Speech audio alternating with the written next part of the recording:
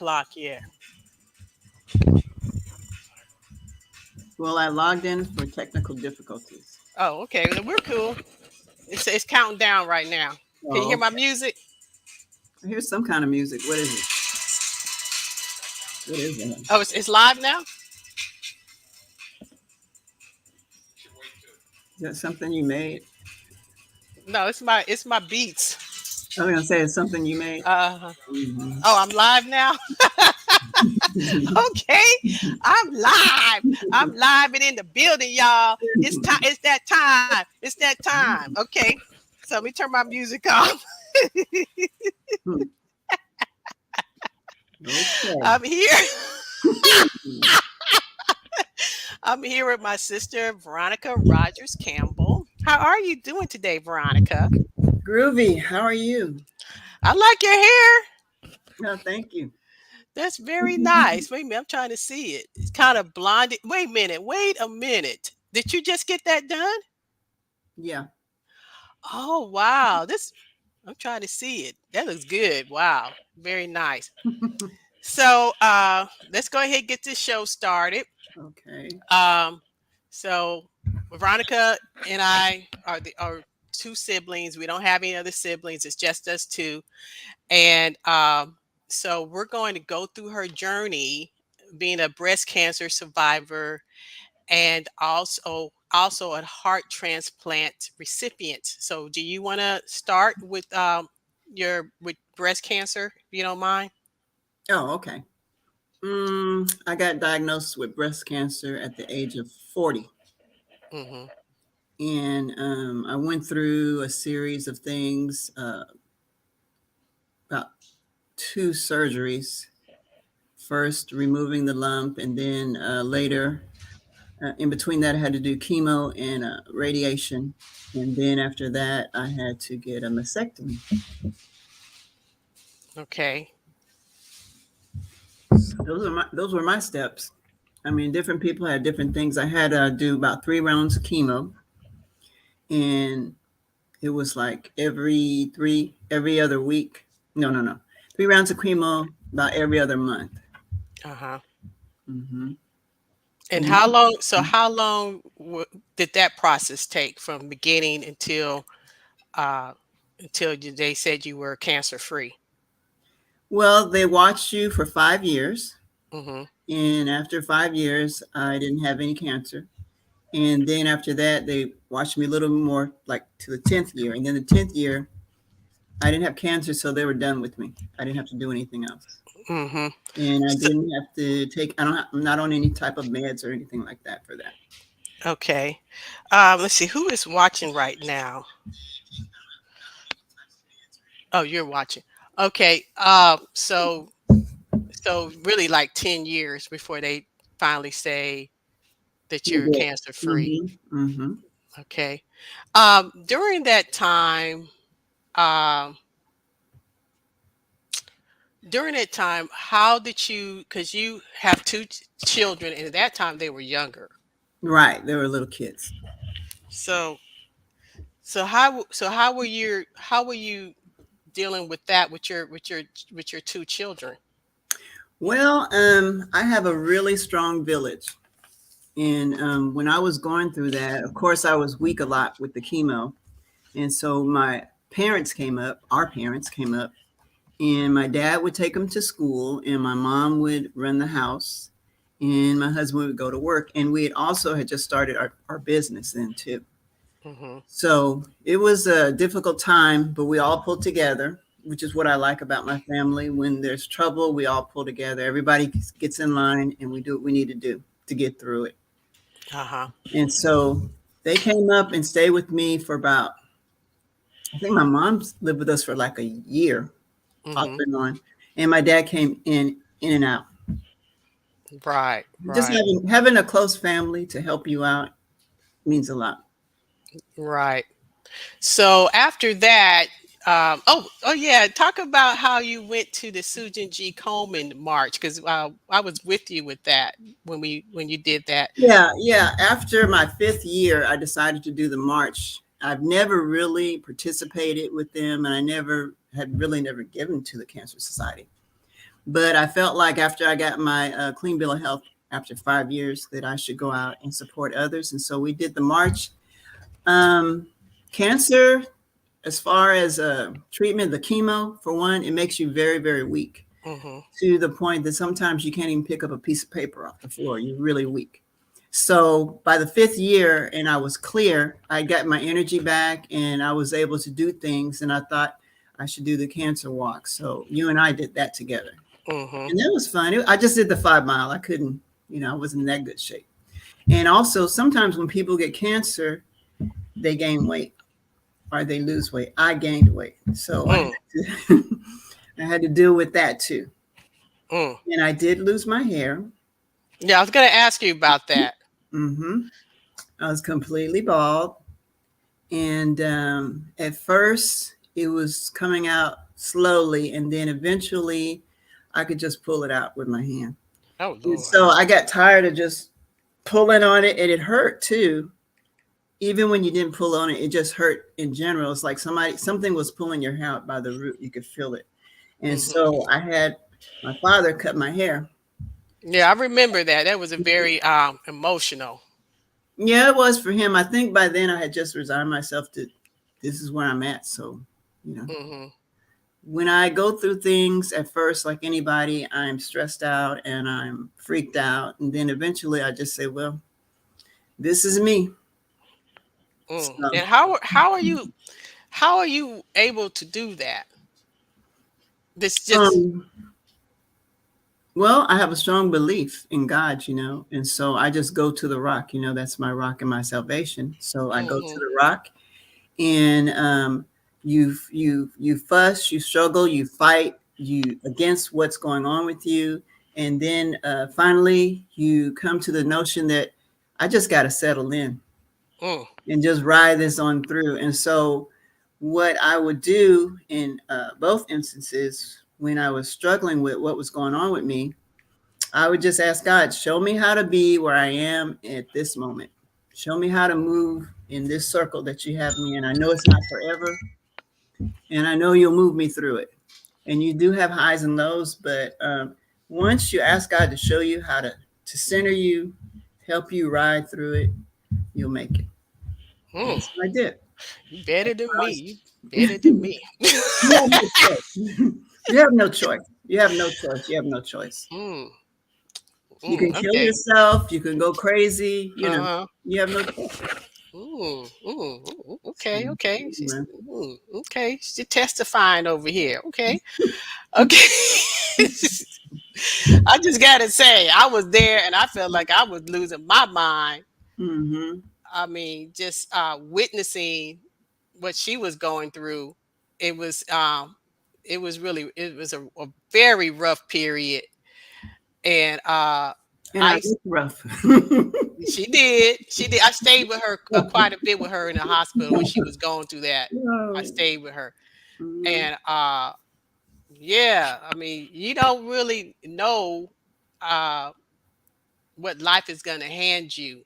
I mean, everything's going around going smooth, and Mhm. all of a sudden, bam! And you're like, Mhm. what happened? Where did this come from? So Yeah. you just never know. But like she said, our family is very closely knit. I think also because it's just two of us, Mhm. which makes us even closer as a family. And the fact that I'm just talking, I'm just right now, I'm just talking, y'all. And the fact that it has always been just the four of us. We didn't really get to grow up around our family, who lives primarily in St. Louis, because we were always gone.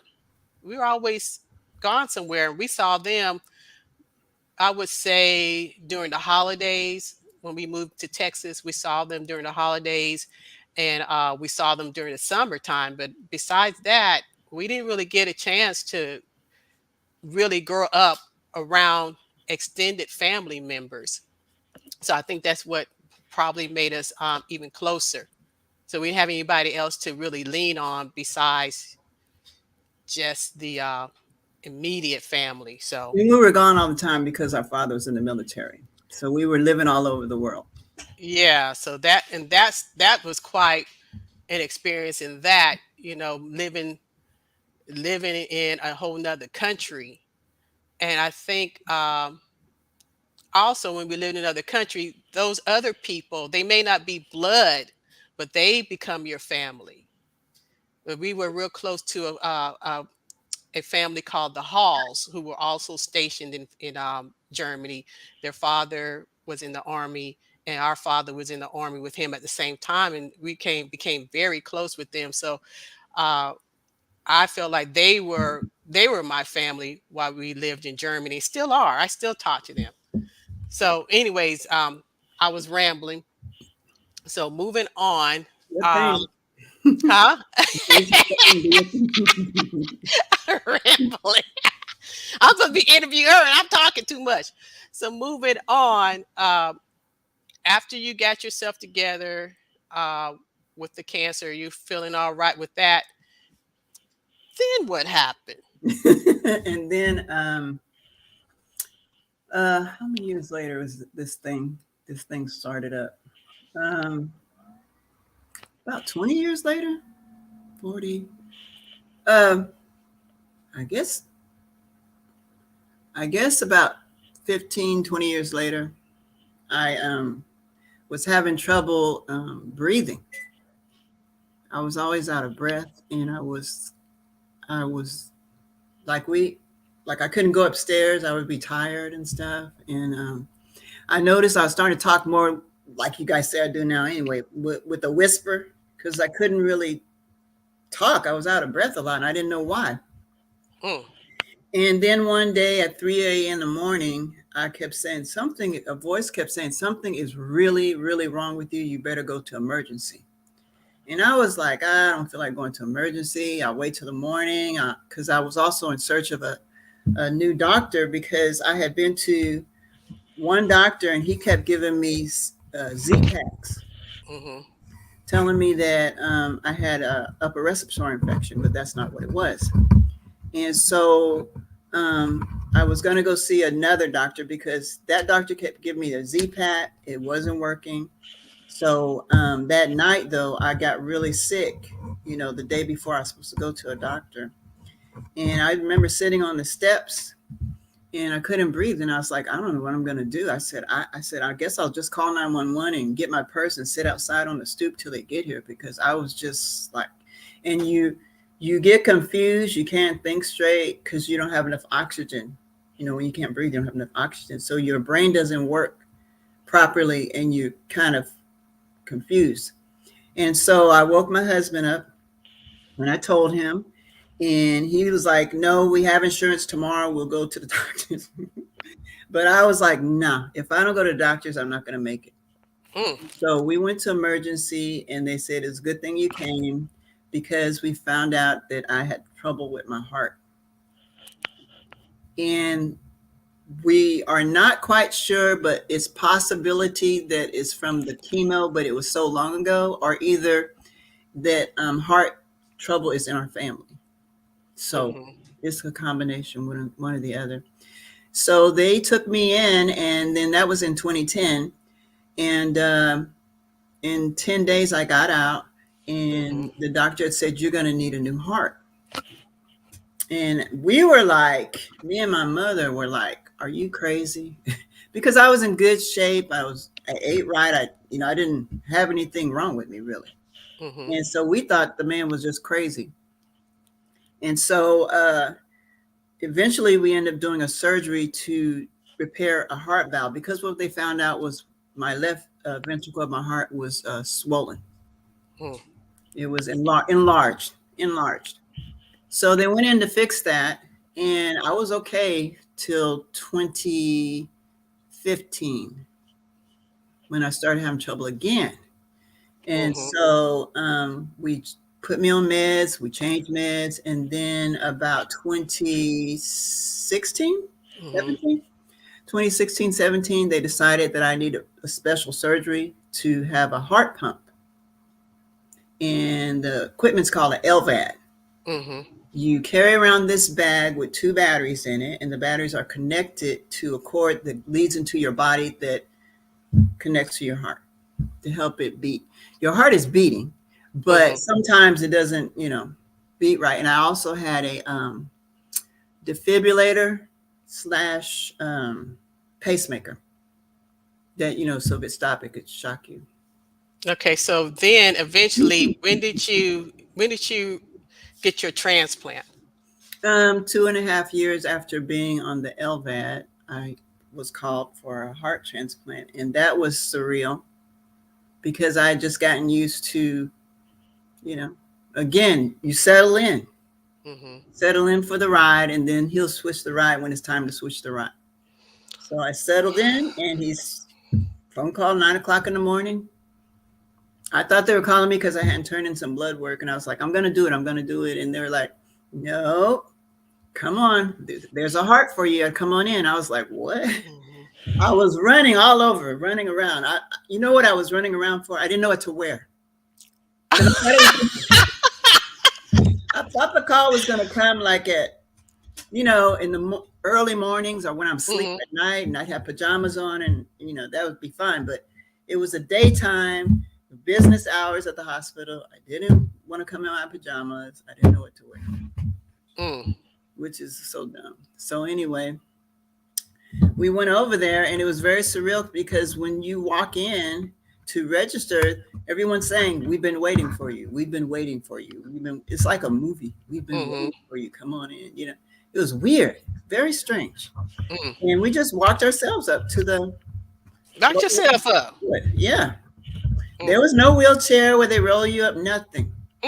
They said, walk over to this building. So we walked over to the building. And you get on the floor, and they go, we've been waiting for you. Come on in. Here's your room. That's it. And then my kids came. My husband was there with me, of course. And my kids came, and my neighbors came. Because they knew someone who had gotten a heart transplant too. And the wife had been telling me, you're going to be fine because you'll get a heart and you feel much better and this and that. She used to tell me that, right? And so she said, whenever they call you, call me. I'm coming. So I called, and they came. Right. It was really sweet. Yeah. And now you just walking around like. Yeah. Now, and she has a lot more energy, and man, because she has a lot more energy than I do, and so yeah, she's full of energy now. I mean, I don't look like it right now. I'm just talking to you. Yeah, but she is, and she talks a lot because I wasn't used to her talking so much, but she talks a lot more, and it's like the person that I used to know came back. The person that I was used to before all this happened. Oh, Lord.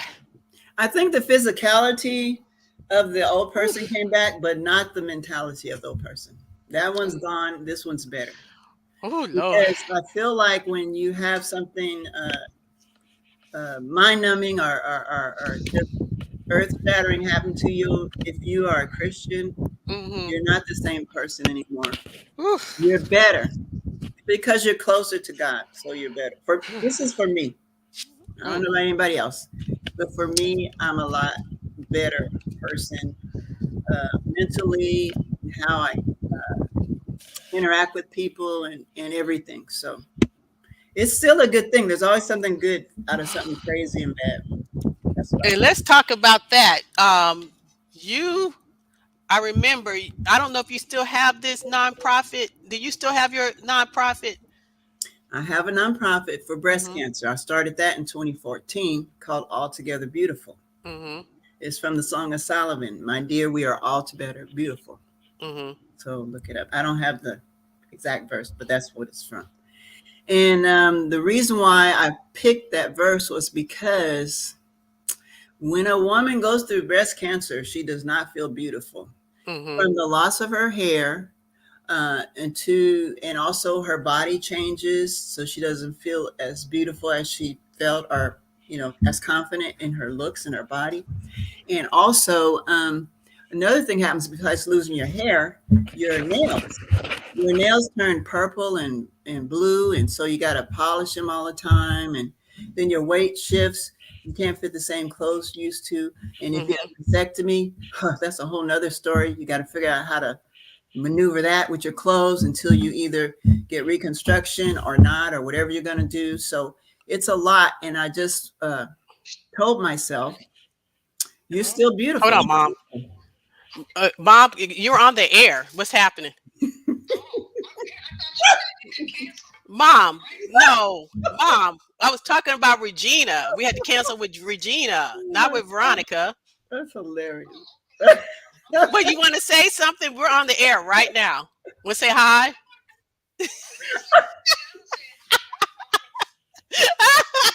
Oh my God. Okay. Bye, Mom. Hot mess. A hot mess. Mm-mm. Hot mess. Uh, Mm-mm.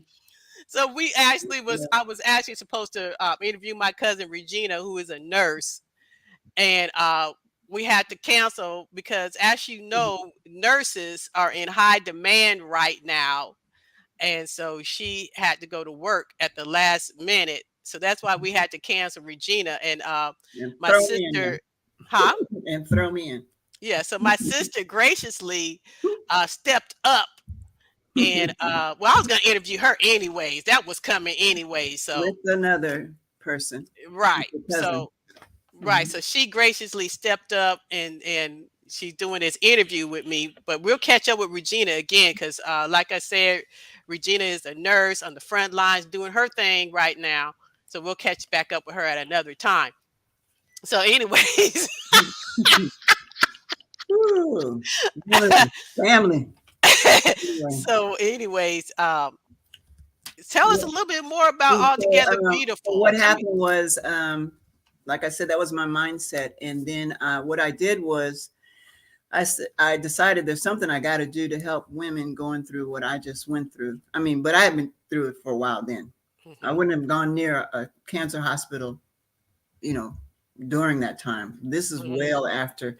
And so I decided to approach a hospital nearby and ask them if I can supply the ladies with free makeup, namely nail polish and lipstick. mhm, So I created this thing called the lipstick program. And what we would do is we would collect free makeup, well, collect makeup from anybody who wants to give makeup, and then we would take it over to the hospital certain times of the year or certain months. We would do that. And to facilitate that, what I did was I contacted Walgreens, which was right around the corner from my house. I talked to the manager, which I knew because our kids went to school together, and we set up a display. And when people would buy some makeup, we would tell them to please, buy extra lipstick and throw it in this basket. And then we get it all together. I kind of sort through it sometimes because sometimes people would come in and I'd have to tell them, we're not taking used makeup, mhm, we're just brand new makeup. And the way we had it set up by the cosmetic counter where they have the sales. So mhm, like sometimes they'll have lipstick sales and things like that, you know. And then after a while, I was in 8 Walgreens in the Dallas, Wiley, Saxe area. mhm, And then after a while, I started going in there on certain times a month to help promote it. mhm, So if they were selling something at the counter, I would say to the customer, I'd say, hey, why don't you grab that one over there? It's $1. We would appreciate it if you throw it in. And they put little labels on the stuff that they gathered for us.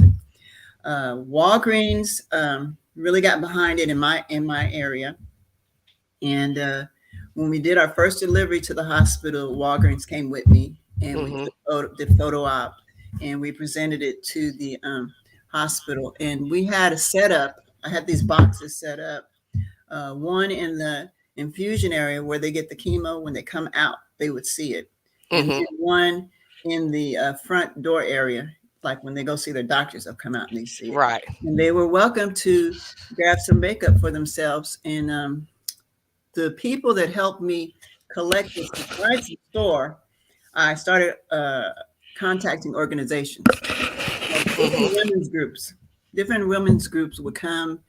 I'd say this month, can your church do it? Or this month, can your women's group do it?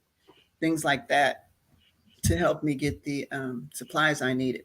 This was Mm-hmm. going on for quite some time, since 2014. But when COVID came, I Let's had not say to, that word because oh, we're on this channel, and I oh, don't want to get a little mark. So okay. let's say When something when when something something happened. happened to the world, I had to stop bringing in makeup because we had to be very careful because they have compromised immune systems. Mm-hmm. So right now we're in the middle of planning some other options Right, right. because that is near and dear to my heart, and I still want to keep helping. And it took off. It took off quite well. We had television coverage as well, Yes. Mm-hmm. so it was a good program. Right, right. But I haven't given up, so we're still going to do some other things. Okay. Do you have a website that people can look at, or We're rebuilding it right now, so they're don't. building it? So Yeah. once you get their website up and going, I will, Mhm. post it in the comments so people can see your website. And what else are you doing? I know you said you were something else you were doing besides that. Before that, we have a family business too, a family-owned business. We're, I Well, guess, let's talk about that. serial entrepreneurs, I guess you could say. Uh-huh. Yeah, me and my husband have a business. We are a copy machine dealership, and we've Mm-hmm. had this since 2000. We're going on 20 some years. Yeah, we've Wow. had this since 2000. And what we do is we're a copy dealership, and we sell copy machines to businesses. So we're business to business. Konica Mm-hmm. Minolta, Muratech, Oki Data. Those are some of the things that we sell. Samsung. So we've had that business since 2000. So that's our main business. And then after that, I started an event planning company called Party Mm-hmm. Excellence.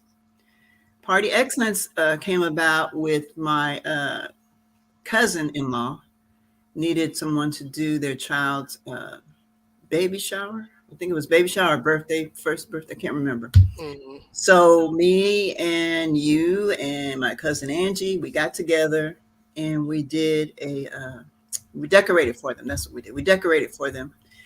And they were so impressed. They kept saying, "Is this your business?" I was like, "No, we just wanted." I like decorating, and Mm-hmm. and my cousin likes decorating, and you like decorating, so we just got together and we decorated, and they liked it so much they kept saying, "You should do this as a business." You know how that goes. So finally, I started a business, an event planning company, and my first client was that was not family, was someone who had a wedding. So I did Right. someone's wedding for them. Okay, I'm gonna have to cut you. Okay. I don't mean cut you, but there is a question from uh, Deborah Johnson. How would you advise men? Hold on.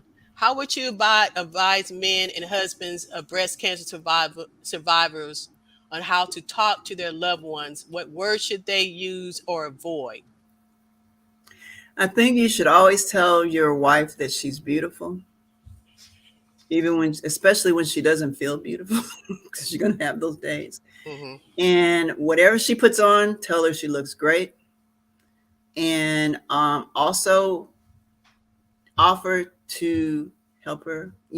Offer to for her to go shopping Mm, because women like to shop, and you know that she's having a hard time with getting dressed now. She's having a hard time trying to find something to wear. She's going to be self-conscious about her body, and she's going to be self-conscious if she has any type of scars.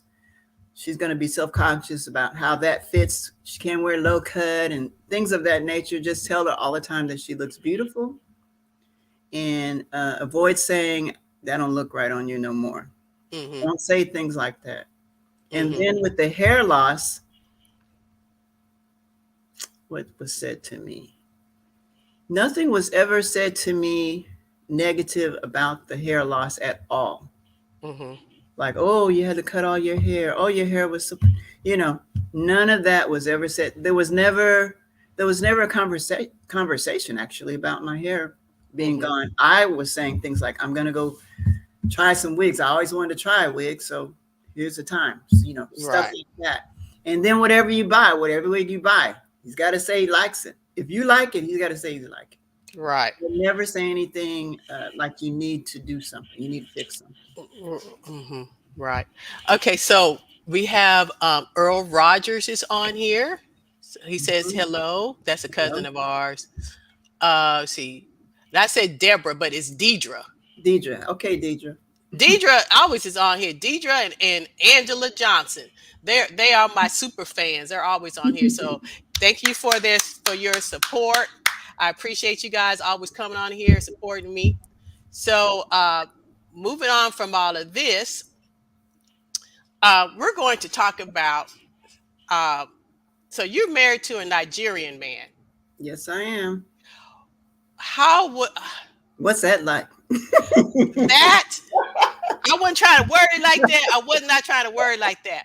But what I want to say is, what are the cultural differences Okay. between what you like a Hmm. man from the motherland and Hmm. a man from this country?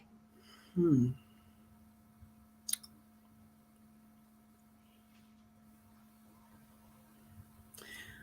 Culturally, I'm going to tell you something. This is really weird. Culturally, the only difference I see is that the way their culture is not the way ours is now, but the way it was when we were growing up. Explain. So, like the certain respect we had for our elders as Mm-hmm. young people, they have it still. That's just the way they're raised. Uh-huh. And there's been a shift with our young people and how they are with the elders. Okay, Mm-hmm. culturally, um, the respect that they have for the women, Mm-hmm. like the way they treat them, and the way like you and I grew up. Yes, our mother worked, but my dad is like, I'm taking care of everything. My wife and my kids are never going to want for anything. Right. Um, that's the same culture that I came across with him. I don't know about every one of his friends, but that's what I came across with him. And a lot of that spoke to what I'm used to when I grew up. Mm. So culturally, that the only thing I see different is that the way old school way our parents and we Mm-hmm. were growing up, those values are still there. Now, there's been a shift of the kids from after me, like my kids. Sometimes that they're not so much into those old values because a lot of times they're trying to be more Western. The more Western these countries try to be, they pick up some positives from the Western world, but they also pick up a lot of the negatives too, which manifests in the young people. I'll put Mm. it to you that way. So that I the only thing I kept telling him, I was like, God, we used to do that. Or yeah, we used to say that. My mom used to teach us that. It was a lot of the stuff was the same. And then also we found out we had the same religion too. I didn't even know that. I didn't Mm-hmm. realize that they were can I say the religion? I don't know. It's Catholic. Yeah, I didn't know that there. See, because I don't know a lot about Africa. I didn't Right. know that there's a lot of Catholicism over there. Well, yeah, because they went over there and tried to take over. Okay, but I just said it. he's I just from hey, Nigeria. I keep it real. I keep it 100. I keep it 100 on my channel. And in the west part of Nigeria, you're going to have, he said, half and half. You'll have Catholic and Muslim, Hmm. half Hmm. and half. And they all and they both and they get along. Yeah, I think as far as religion goes, they get along. But I think as far as when I say Tribal. tribal, yeah, yeah, but not Hmm. like, oh, I'm going to kill you. Not like Yeah. that. Right. You know, oh, look at her over there. She's a so and so, or you're a this. You're a Yoruba, you're a Igbo, you're a Hausa, Hausa. How do you say it? You know, I've heard of Ibu and I've heard of Yoruba. What's Hausa? I might be saying it wrong. It's just Okay. another tribe, I guess. So I might Hmm. say no. So that is the same and different. Hmm. It's the same because I'm familiar with it, but it's different because it's not too much now. Hmm. So that's one different. And then of course language. You know, I grew up hearing other languages, and I'm usually pretty good about figuring out what you say. But sometimes he's going to say something different, and in the beginning, sometimes I might not know what he's trying to talk about because he's saying it in the context that I'm not used to be. Like if you say my leg hurts, Hmm. I'm thinking it's your leg. You're talking about your foot. Oh, right, Stuff like that. right. You know, when he would do stuff like that, sometimes I go, I'm looking at your leg, he's touching his foot. So Oh, little stuff like that. mm-hmm. We sometimes there's a difference like that. Or if he's just talking to me now, for the most part, I know everything he's saying. I understand him. His accent to me has never been thick, but you guys have said that Uh, to me. let's see, I've been around him for a long time, so I can understand what he's saying. But at And first, I don't think it's thick. yeah, it's tick, it's tick. I don't His think it's accent is tick, thick. I don't think it's it's thick. tick. So, you went to Nigeria. What year did you guys go to Nigeria? 2015. Just Now, before the trouble. tell me about your trip. Oh What wow. did you notice, and how did you feel while you were there? I gotta tell you, coming into the airport in Lagos, Hmm. that airport is crazy. Lagos is the capital city of No, Nigeria. Abuja is. It used to be. Abuja, I thought it was Lagos. It Okay, my bad. used to be Lagos. Hmm. And at the time when I went, it might be better now. But the time I went, that was sheer chaos. Hmm. There was only two luggage chutes, you know, where you pick up your luggage Hmm. for all the flights. Mm. And then one of them, there was a third one and it wasn't working. Hmm. It was just, it's very, it's very Hmm. loud because people are screaming and shouting and and talking loud. It's I guess jarring Hmm. is the way to put it. And and people were kind of abrupt too when they talk to you, like the people who are want to look at your ticket or whatever, you know, let me see your stuff, you know, a bit like that. And you're like, that's rude, you know. But that part aside, you're looking around and there's not a white face anywhere, Hmm. which is you're used to. Yes, you can go to an area that's predominantly black in America, and you'll Hmm. still see a white face somewhere. Or when you Hmm. go in the store to buy something behind the counter, they're going to be foreign or either going to be white, or you always see it. But it was strange. It was very strange to see from the janitor on up to the person running the place, black. Everybody black. Everybody's black. So Hmm. that was real. It was interesting, surreal, odd. And then when you go outside, Hmm. step outside, and you're looking around and you go, whoa, you know, everybody looks like me. And the more you're there, the more you're walking around, the more you're interacting with everybody, your mind kind of shifts, like you're realizing that the whole time you're in the West, you're like this. You don't realize you're like this. Hmm. You know, like, okay, I'm going to drive down this street. That neighborhood's mostly white, and I better make sure I do the speed limit. And you know, you don't realize that you're doing this. Hmm. You have to edit yourself Yeah, constantly. you don't realize you're editing yourself on a Hmm. daily basis when you walk out of your door. Hmm. There, your shoulders are like this. Hmm. It's like you take an internal exhale. You know, you just I'm just me. That's all you are. You're not like I have a red shirt on. You're the girl in the red shirt. Hmm. That's you're not that black girl. You're the girl in. If I were gonna describe somebody while I'm over there, I don't say you see that person over there, the black girl with the red hair. No, you Hmm. don't say that. You just say the one in the red shirt, the one in the blue shirt. But you are different. Hmm. You are a foreigner. Right. You're black, but you're a foreigner. You're not from there. They don't know you. And they Hmm. know that you're not from there either when they see you because we Hmm. don't dress like them. Hmm. You know, we might have we have some of the same traits and characteristics, which is Hmm. probably where we got this stuff from. We just carry it Explain. through. Explain You that. know, like when what was the one that really stuck out to me? My in-law, she had a baby, and I came over and stayed with her till her family could come over to help her out, right? Mhm. And she said, I can't, she goes, you guys do that too? I didn't know y'all do that. I said, yeah, family. You gather around, you help the other person, you take shifts. This is what we do. She goes, my family does that. I didn't know you guys did that. Some subtle little things that we do, they do, and Mhm. we do. And so that to me, that's something that kind of connects us because we are kind of, we're a derivative of them, watered down. You know what I Mhm. mean? And so we do have a lot of things in common that they do and Mhm. that we do. But it was, and oh, and then to see the homes. Whoa. Mm-mm. Talk about that.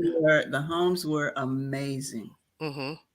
What we would call mansions. Mm. Over there, triple time mansions. And because of the police force is not like ours in America, a lot of people who have these nice homes and properties, they have a guard shack. Like it's gated. This house that I live in, the house that you live in, there would be a wall around it. We call it a compound. Mhm. And there would be a gate. And your visitors will come to the gate and the guard will come out of the little guard shack that they have on the property. And they would ask you who you here to see and what for, and then they let you in like that.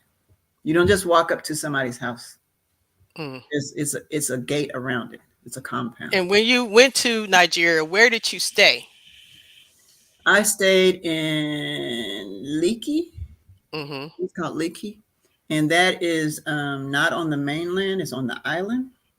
The mainland is where I'll say Mhm. blue collar people live, and then the island is where people professionals live, like white collar, and plus. And Mhm. plus, because they have other islands all around. They got Banana Island. That one's a big one. There's a lot of different areas over there. And I was struck by this one place. We went to someone's house. They were from Houston. They lived in Houston. A lot of his friends that we went to visit, they also had homes in Houston and Dallas. And they had homes there because that's where they're from. Mhm. So this one place, I swear, I thought I was in Coming to America. Because, in the African side, Uh-huh. it was amazing. It had a wrought iron gate, a big old lake set up against a big lake, all this lush greenery, 3-story brick house, had a guard gate, which kind of tripped me out. It was right outside of the building. And they came out with these white rifles, you know. I don't know Mhm. what kind of rifles, these long rifles. Who are you here to see? We're like, whoa. And so we got inside, and the people had 2 sets of maids. Mm. Not 2 maids, 2 sets. Like there were 6 of them. They were the downstairs maids. They had on blue uniforms. Then the Mhm. upstairs maids had on white uniforms. Mm. And so I had to go to the restroom, and I asked the lady of the house, and she said, go to this area of the house, this right off the area we were sitting. And I go inside to go to the restroom. She had her own beauty parlor inside. Mm. Her own, the, Mhm. the whole thing you see in a beauty shop, it was all set up. Mm. And she even had the thing, and that was for when she would go to something, somebody would come in, fix her hair, fix her Mhm. makeup. It was a beauty shop. Mm. So, I wanted to look around, Nosy. but I didn't. But the kids, they were with their kids, so they got to go all over. And I was asking them, what did you see? What did you see? Mhm. They said it was amazing. They couldn't even describe it. They said it's amazing. 3-story house. Every home that I went to, mm, amazing. Mhm. And so you kind of feel like I know this sounds crazy. Black people live like this. You know what I mean? You're going, Right. dang, black people live like this. And there's Mhm. a whole neighborhood of black people living like that. And Mhm. Living large. yes, we have areas, of course, like that. But we have to remember, I'm tripping also because the whole country is black. I mean, the whole Mhm. continent, the country that I'm in Africa, I know it's a continent. The whole country I was in, everybody's black. Mhm. I know it sounds like it's not a big deal. Go live in this part of the state or the city, you'll see what it's not. It's different. It's so different. It's different. Mhm. It's great. It's amazing. It's different. You want to stay there. You want to stay and you want to go because the modern convenience that we have, some of it's not there Like, as far as the infrastructure. The mm-hmm. roads. Mm. You think we have potholes? Mm-mm. Mm-mm. Gravel road, gravel on the freeway, a freeway road, gravel. And you Mm. jumping all around like that. That's Uh-huh. crazy. Or the freeway, the main street will be you know, it'll have tar on it, it'll be fixed. But then as soon as you turn down the street to the neighborhood, you're going, I mean, you're going like this.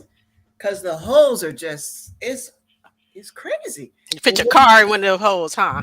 yes, and then the house that you drive up to, amazing, beautiful. As soon as you open Mm-hmm. the gate, tile all on the area where you park the car. A lot of Italian tile. I mean, just but the roads just crazy. You sitting there watching TV, click. So you know how you in America, did someone not pay the bill?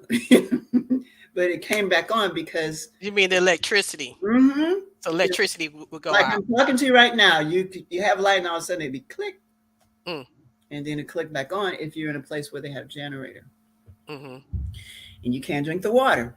You can't drink the water in Mexico either. Mm-hmm. But that's the part that jacked me up. The water situation. One day I just freaked out because I was like, I don't know. Do I boil it first? How am I going to do this? I was trying to cook something and we had water to drink and we used the water to brush your teeth. See, you got to remember that. And you better not get in that shower. You know how some people put water in their mouth in the shower. Mm-hmm. Not do that either. So you just washed up while you were there? You didn't take a shower? No, I took a shower. I took a shower and brushed my teeth with the bottled water.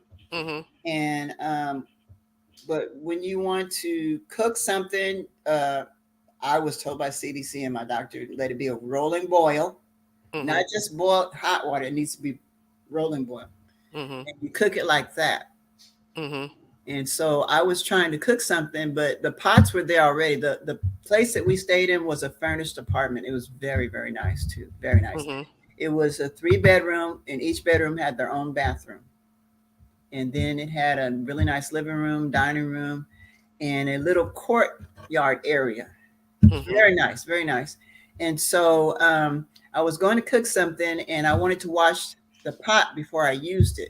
Mm-hmm. And so I was going to wash it, but I didn't want to wash it with the water from the fountain. You see what I'm saying? I started Right. to think too You much. had to think too hard. And I Right. just freaked out. I said, I want to go home. Mm-hmm. And how long did you guys stay for? About 14 days, I think, a little over 14 That's a long days. time. Not really, because the money you spend to get there, you want to stay probably a month. Mm. You know, it's expensive. And we flew from Texas to Dubai, and then I think Dubai to Nigeria. I think that's how we Mm-hmm. did it. And coming back, we stayed in Dubai for 2 days. Mm-hmm. How was Dubai? Not for me. Not for you. Not your thing. Mm-mm, I didn't feel comfortable. Mm. Not because I'm a black person. I just didn't feel comfortable because I guess Americans, we live kind of free. You know, we just do whatever, we say whatever. You know, if I want to cuss you, I'm just going to cuss you. There's no police going to say, hey, what are you doing? Cussing, you're in trouble. Profanity, police. You know, is it to me, for me, and Mm-hmm. everybody else might love it. For me, I in my mind, maybe nobody would bother me if I broke a rule. I don't know, but I wanted to make sure I didn't break a rule because I want to get home. Mm-hmm. So I read some things, and also I tried to observe, you know, and I didn't want to show too much, you know, cleavage and stuff because it's a conservative. To me, it's conservative over there. Mm-hmm. So Had to cover up. yeah, I don't want to be somewhere where I'm thinking too much about how Mm-hmm. to be me.